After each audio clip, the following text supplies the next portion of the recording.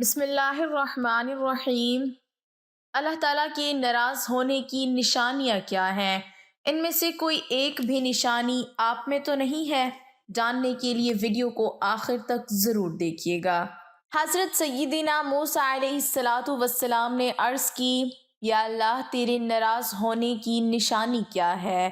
اللہ تعالیٰ نے فرمایا، موسیٰ میرے ناراض ہونے کی پہلی نشانی، جب میں جس قوم پہ ناراض ہوتا ہوں تو میں بے وقت بارشیں برساتا ہوں، اور جب بے وقت بارشیں برستی ہیں تو فصلیں تباہ و برباد ہو جاتی ہیں۔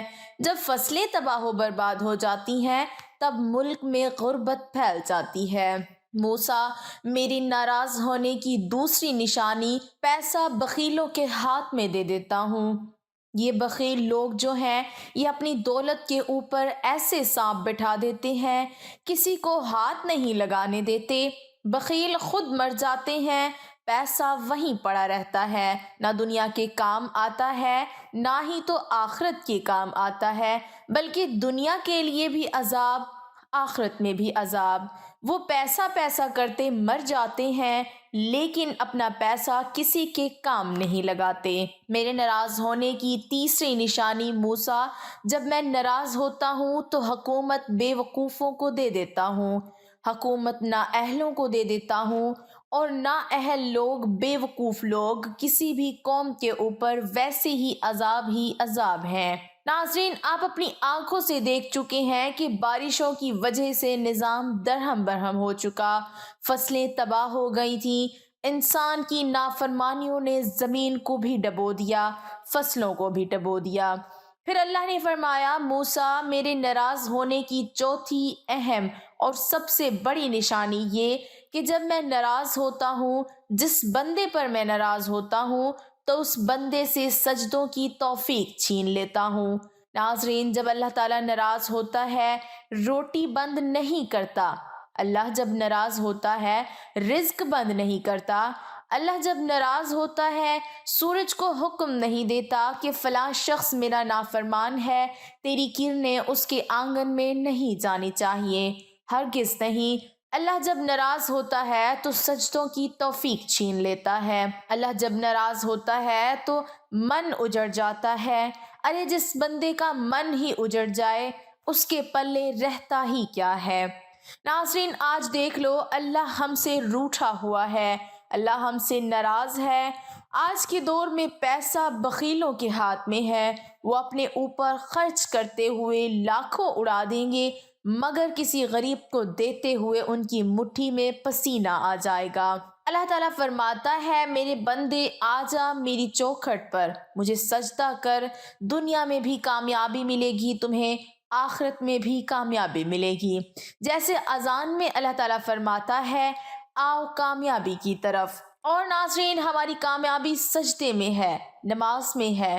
اگر ہم اپنے نوکر کو 5 دفعہ بلائیں اور نوکر نہ آئے تو ہم اس سے تنگ آ جاتے ہیں اور ایک دن شدید تنگ آ کر اسے نوکری سے نکال دیتے ہیں، لیکن میرا اللہ تو وہ ذات ہے، اگر وہ یہ کام کرتا تو ہم لوگ فنا ہو چکے ہوتے۔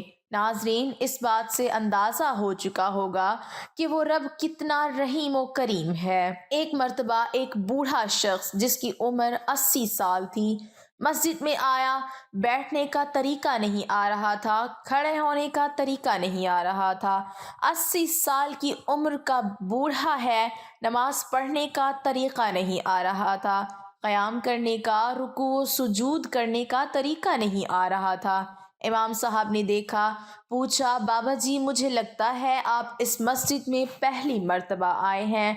بابا جی نے کہا، امام صاحب میں اس مسجد میں پہلی دفعہ نہیں آیا، میں تو ویسے ہی زندگی میں پہلی مرتبہ مسجد میں آیا ہوں۔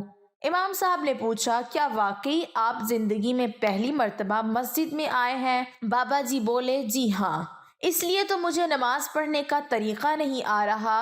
امام صاحب نے کہا، بابا جی اس کا مطلب ہے آپ زندگی میں پہلی مرتبہ نماز پڑھ رہے ہیں؟